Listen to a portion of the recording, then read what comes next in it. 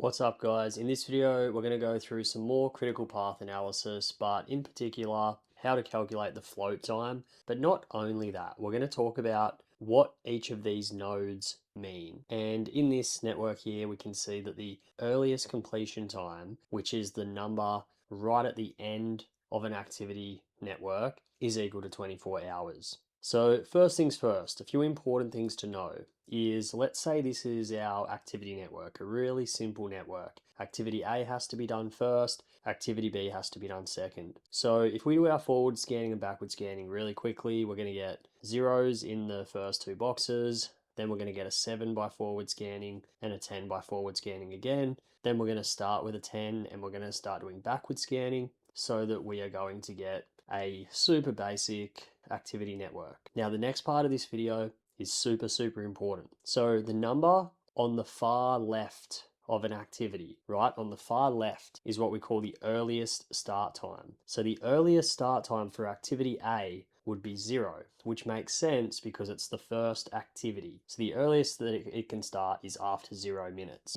Now, the node on the far right of an activity is the opposite to the earliest start time. That would be the latest finish time. So notice you've got earliest start time, latest finish time. So the latest finish time for activity A would be 7 minutes or hours or whatever units that we're using for this question. Now, that would therefore mean that the earliest start time of activity B, which is the number on the far left of activity B, that's the earliest start time of that activity, which also means that the latest finish time of activity B would be 10. Now, what we can do to find the float time, and this is what I call the long way, because in the next video, I'm going to go through a shortcut that I think is pretty useful for how to find the float time without having to do this table. But this table is important for a number of reasons, and it does come up a little bit in the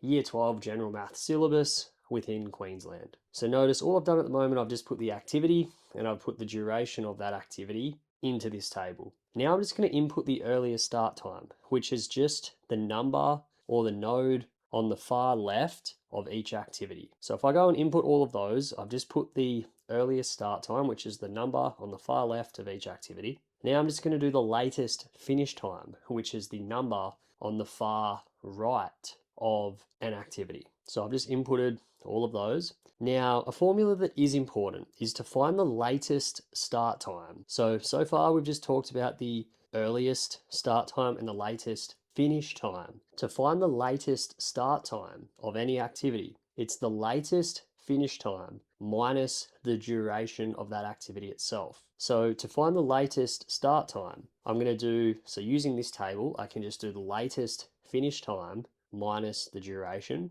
which I've gone and done for every single activity in this activity network. Now, the second formula is how to find the float time. The float time is using what we just worked out. The float time is the latest start time minus the earliest start time. And what float time is the amount of time that someone can just relax and chill out until they really have to get going. So the float time of all of these activities has now been calculated using this formula. Now notice that any activity that is not on the critical path, and the critical path can be seen in blue. The critical path is the path that has all of the nodes have the same number.